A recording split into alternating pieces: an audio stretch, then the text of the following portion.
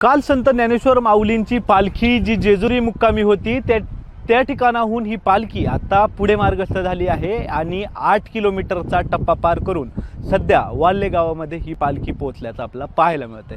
आपण जर माझ्या मागे पाहिलं तर हा संपूर्ण पालखी तळ जो आहे, हे संपूर्ण एक मैदान जे आहे ते छावणीत बदलल्याचं चित्र आपल्याला पाहायला मिळतं। आपली नजर जाईल तिथपर्यंत आपल्याला या छावण्या पाहायला मिळत आहेत। या ठिकाणी अनेक वारकरी जे आहेत ते मुक्कामास असतात। आजचा जो मुक्काम आहे ती पालखी दुपारीच या वाल्हे गावामध्ये पोहोचते।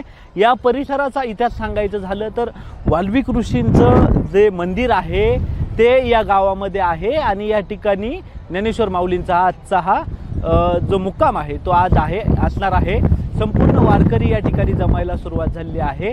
दिंडी देखील येणाऱ्या काही वेळामध्ये या ठिकाणी दाखल होईल।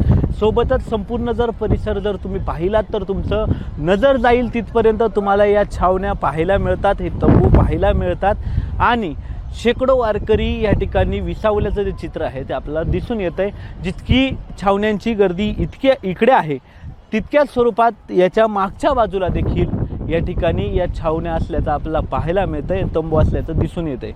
त्यामुळे जवळपास लाखभराहून अधिकचे वारकरी जे आहेत ते या वारीमध्ये सहभागी झालेले या ठिकाणी विसावणार आहेत आणि आजचा जो मुक्काम आहे तो दुपारीच पालखी मुक्कामस्थळापर्यंत पोहोचल्यामुळे वारकऱ्यांना पूर्ण दिवस या ठिकाणी विश्रामासाठी मिळणार आहे। कॅमेरामन दिनेश सिंगसह प्रथमेश तांबे, LS मराठी, पुणे।